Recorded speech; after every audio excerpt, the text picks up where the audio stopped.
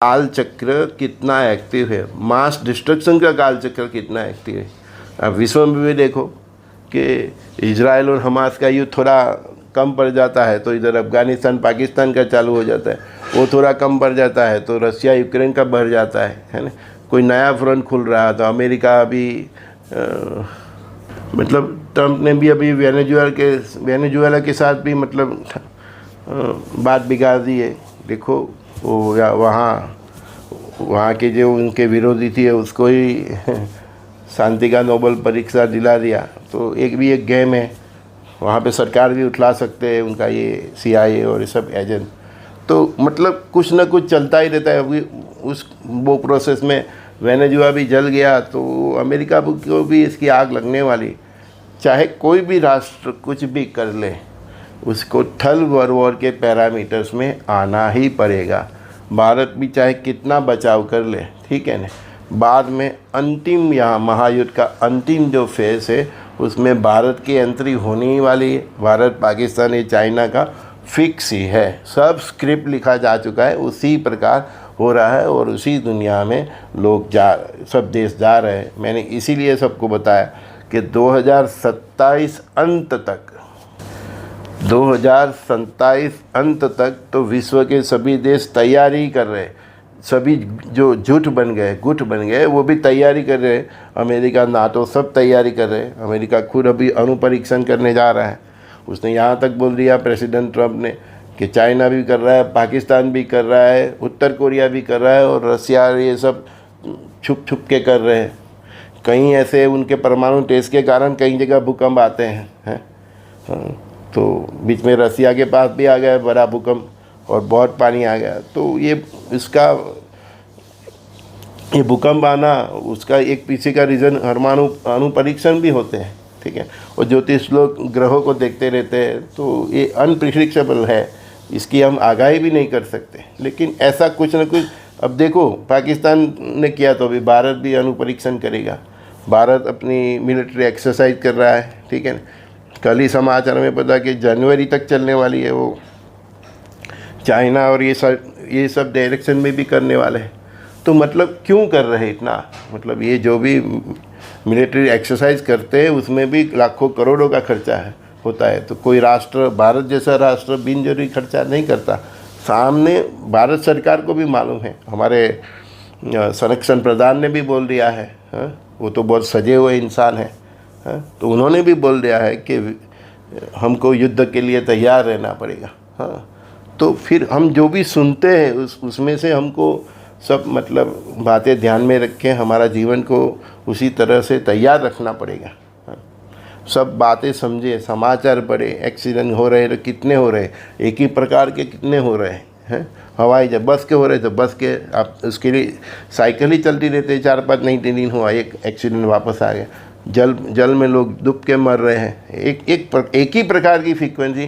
तो ये जो भी सभी प्रकार मतलब सब तत्व एक्टिव हो गए हैं, अग्नि, जल तत्व, ठीक है, ये सब तत्व, पृथ्वी तत्व एक्टिव होने से भूकंप का सिलसिला और ज्वालामुखी, तो सब तत्व एक्टिव हो गए, है ना। वावाजोड़ा, चक्रवात आ रहे हैं, तो ये सब तत्व एक्टिव हो रहे हैं और अपना भाग निभा रहे हैं, अपना पार्ट बजा रहे हैं, ठीक है ना। तो 27 तक तो विश्व के सभी देश सभी जुट तैयारी कर रहे हैं और अभी सब अणुबम की तैयारी परीक्षण में लगे हुए हैं एक से। तो इससे तो अच्छा परमात्मा जल प्रलय से ही उसको जो भी इधर सर्वनाश होना है वो कर ले तो अच्छा है, कम से कम पृथ्वी बच जाएगी। नहीं तो इतने सारे अणुबम एक दूसरे पे ये लोग डाले तो फिर क्या होगा। लड़े हम, अरे हमारी पृथ्वी माता को ही हम नुकसान करें। और पृथ्वी तो लक्ष्मी स्वरूप है, आप श्री सूक्त पाठ में ये मंत्र भी आता है, ठीक है। तो वो तो विष्णु की अर्धांगिनी है और उसका मालिक मैं इसीलिए बोलता हूँ पंढरपुर का विट्ठल है। तो क्या विट्ठल लक्ष्मी जी के ऊपर, मतलब ये पृथ्वी पर, ये धरा पर इतने अणुबम फूटने देंगे। 2 तो अब तक फूट चुके हैं जापान में। हम देख रहे हैं कि अमेरिका ने जापान पे डाला, इतना नागरिक मर गया, पूरा शहर का शहर खलास हो गया।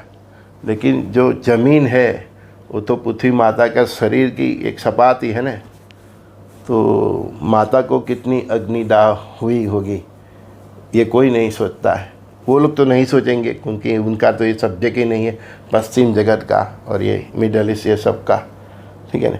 लेकिन तो हम तो सनातनी हैं, हमारे लिए तो धरती हमारी माता है, पृथ्वी माता है और लक्ष्मी का स्वरूप है, लक्ष्मी ही है। अब शिव सूक्त के श्लोक में ये आता ही है, तो ठीक है ना। तो लक्ष्मी है और लक्ष्मी की छाती के ऊपर इतने अणुबम गिरे, इतने बॉम्ब गिर रहे हैं, तो उसको माता को भी कितनी दाह होगी। और वो दाह को ठंडक करने के लिए भी बाद में समुद्र देवता उनके पिता जल के प्रवाह से, जल प्रलय से उसको ठंडक पहुंचाने के लिए कितने एरिया में सुनामी ला दे, वो तो परमात्मा समुद्र देव ही जानते हैं। तो ये बात आप गहराई से समझें। जितना युद्ध बढ़ेगा उससे धरती की जो सपाटी है वो लक्ष्मी माता का शरीर का ऊपर का भाग है ना, सपाटी ये, तो वो इतनी दाग से जल रही होगी, दाह से जल रही होगी। तो उसको ठंडक देने के लिए और फिर से जो पृथ्वी के तत्व है उसको बैलेंस करने के लिए परमात्मा और समुद्र देवता और सभी नदी देवियों मिलकर कितना प्रलय, जल प्रलय का करते हैं, क्या कितना किधर उथल पाथल करते हैं। तो मनुष्य की करनी मनुष्य जाति को ही भुगतनी होगी, ठीक है ना। हम पृथ्वी की जरा से इतना सोना निकलते हैं, पेट्रोल निकालते हैं, चांदी, तो सब तत्व उसके अनबैलेंस हो जाते हैं, ठीक है। तो इसके कारण से भी वो तत्व फिर से बैलेंस करने के लिए महाभूकंप आता है। कहीं पे जहाँ जड़ होता है वो ज़मीन होता है, ज़मीन है वहाँ पानी हो जाता है। तो वो तत्वों को बैलेंस करने के लिए भी एक बड़ा भूकंप आ सकता है, एक बड़ी सुनामी आ सकती है कि जितना भी वॉर पृथ्वी पर चलेगा उससे जो पृथ्वी की जो ज़मीन जलेगी, इंसान मरेंगे, वॉर में कोई जीतेगा हारेगा, लेकिन ज़मीन जो जलेगी, उसकी सपाटी जो जलेगी, माता को वो अग्निदाह से जो पीड़ा होगी वो ठंडक करने के लिए परमात्मा कितने दिन तक उधर बारिश गिराते हैं, नदियों का पानी उछल के उधर आता है कि समुद्र का पानी आता है। वो हम फ्यूचर में हम देखेंगे और इसका साक्षी भी बनेंगे। हमारी संस्कृति में दिवाली में फटाखा फोड़ते हैं ना भैया, तो उसके बाद भी हम लोग अपने आंगन में जल का छटाव करते हैं। तो इसके पीछे का भी यही इंटेंशन है कि हम फटाखे फोड़ते हैं, उसके तो वो ज़मीन गर्म हो जाती है ना, तो उसको ठंडक देने के लिए हम पानी भी छाटते हैं। तो इतना बड़ा विश्व युद्ध जैसी परिस्थिति और जो इस प्रकार से अभी आप देख लो कि इजराइल ने कितने बम डाले है ना गाज़ा में, है ना। हम यही देख रहे हैं कि इतने मर गए, ठीक है, लेकिन इतने बम से उधर की ज़मीन कितनी जली वो कोई नहीं सोचता, क्योंकि उनका तो सोचने का सब्जेक्ट ही नहीं है। अभी वो गाज़ा समुंदर के पास ही है, तो देखो इन फ्यूचर में क्या होता है वो ज़मीन को ठंडक करने के लिए। तो जहाँ जहाँ विश्व युद्ध होगा तो समुंदर या पानी का पानी या परमात्मा बारिश से कैसे उसको ठंडक करते हैं वो भी देखना पड़ेगा। भारत भी वॉर में जाएगा तो वो भी ज़मीन को ठंडा करने के लिए माता की सपाटी को कितना पानी आएगा, कितना बारिश से आएगा, नदी से आएगा, समंदर से आएगा। तो बस ये एक आध्यात्मिक जो सोच है मैंने आपके साथ शेयर की। और आज दिवाली भी है कल, हाँ दिवाली आप खूब फटाके जलाए बराबर, लेकिन फटाके जलाने के बाद उधर पानी का बौछार कर दीजिए तो माता जी को ठंडक होती, ठीक है। श्री गुरुदेव दत्त संजय दस्ती का सभी दोस्तों को प्रणाम। हमारी तो यही दुनिया है, हमारी तो यही सोच है। जो गुरु महाराजों से सीखा है, जो ऋषि मुनियों से जो सीखा है वही आपके साथ शेयर करते हैं। किसी को अच्छा लगे तो इसको अपने जीवन में डाल सकता है, नहीं अच्छा लगे तो आपका जीवन है। लेकिन इतने फटाके जलेंगे, फटाके जलाओ, देव दिवाली है जलानी चाहिए। मैंने कल भी बोला है आज सुबह के वीडियो में कि दीपावली है तो खूब दिया जलाओ, इतना दिया जलाओ कि घर की रोशनी की घर की इलेक्ट्रिक लाइट की ज़रूरत नहीं रहे।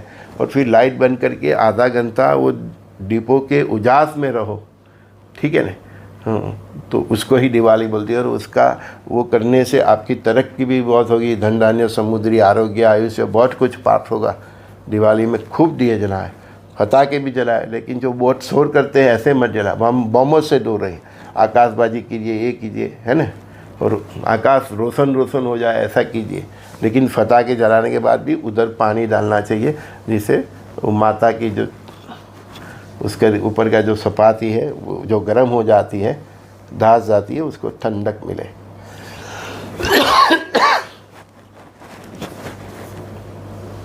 श्री गुरुदेव दत्त। खुश रहो सब। हैप्पी देव दिवाली। आनंद से मनाइए, खूब खुश रहे। आने वाला युग हमारा ही है कि जो सनातन है, वो सत्य है, वही टिकने वाला है, ठीक है ना। लेकिन आप में कितना सनातन है, आप में कितना सत्य है, वो उसका जजमेंट तो आपको ही करना पड़ेगा। श्री गुरुदेव दत्त।